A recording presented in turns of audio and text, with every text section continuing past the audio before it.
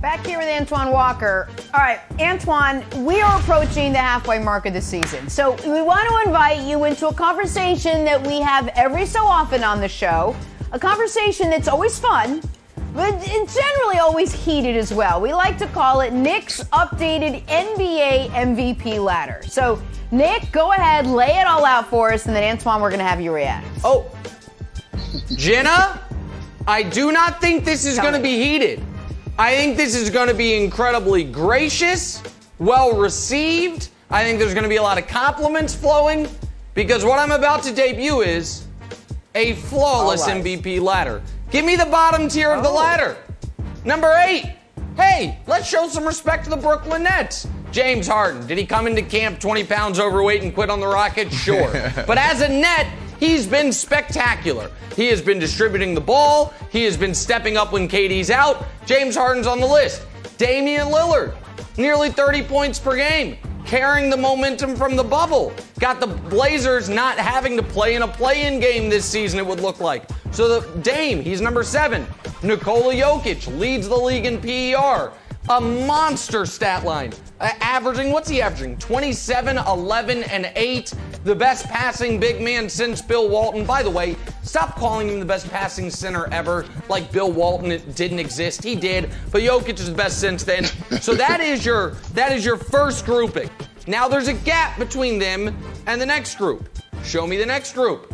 Coming in at number 5, Kawhi Leonard. The only reason Kawhi Leonard is not number 3 is the games missed. He's already missed 7 games, but he has been spectacular. I would argue it's the best season of his professional career. Number 4, Giannis. I know nobody cares about Giannis anymore. 1, 2 MVPs, had 2 postseason flameouts. He's not going to win the MVP this year, but all he's doing is 29, 12, and 6. He's playing more minutes than last year, which I think is important. Giannis, number 4. And then the controversy. Chris Paul, my guy Antoine, doesn't even have him as an all-star.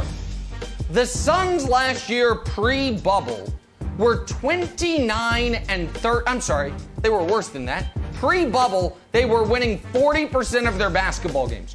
40%. What's the difference? Chris Paul. So I don't care that his counting stats aren't great. He is as good of a closer as anyone in basketball. He's the second best leader in basketball. He is the difference and the reason why the Suns are at 2 games out of the 2 seed in the West. Now there's a big gap. And this, by the way, as of 18 hours ago, 1 and 2 were flipped. But then Joel Embiid had a 3 for 13, following up a game where he was 6 for 20. Last night he had 6 turnovers. We don't talk about it because we only talk about the guy at the top of the ladder like this. Show me the top 2. It's Embiid and LeBron. They are neck and neck. Embiid was number 1 literally 14 hours ago. I don't have a watch on, but that's what it would say. But he had a bad game last night. LeBron, I understand he had lost his previous game, but he did have, 31, 9, and 11. So LeBron retakes the slightest of leads. It is this close between the two.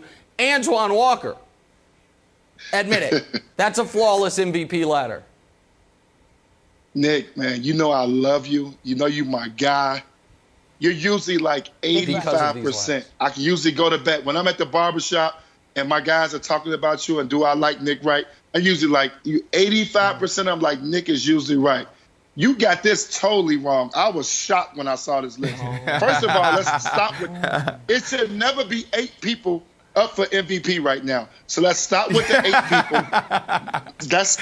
Let's start right there. Jokic obviously should never be number 6. He should be 3. So 6 is way too far for a guy who's almost averaging a triple-double. So he should be 3. Dame should not be on the list, and I love Dame. We all know that. James Harden definitely not on the list. And stop giving Chris Paul all this love. He's not in the MVP race. He is a great leader. He has helped the Phoenix Suns improve, but he's not in that type of conversation. Now, you want to get a correct top 4 list, we got it real easy. Embiid is 1, LeBron's 2, Jokic is 3. Very close. And then Kawhi Leonard is 4. And he's moving up the ladder game by game. Because if we're going to put Embiid 1 Embiid has a chance to not play in a lot of games. He's already missed 5 games. You talk about the 7 Kawhi's missed. We're not going to talk about games played right now. Kawhi is up there and quietly sneaking up that ladder because they are second in the West and they're starting to put together a really good record. But, Nick, I'm disappointed in you that you got 8 people on here. No. You're supposed to stop every producer, everybody. Look, we're going to stop at 5 at least. This is embarrassing. You got 8 guys on here. Here's just to be fair, just quickly to be fair, there's 2 reasons I had 8 guys on the list, and then I'll go to you, Brandon. One is the MVP ballot. You submit 5 names, so I wanted to show you the 5 I would submit and then the 3 that just missed. And last week or 2 weeks ago, I said if you listed 8 MVPs, Steph Curry wouldn't be on there, and I had to prove it to America because there was this Steph Curry MVP momentum that was building. And so Steph, by the way, would be 9th or 10th. Thanks for watching. Subscribe here to get the latest from the show. Also, be sure to check out more of the best clips from First Things First, or go watch a few segments from our other shows on FS1.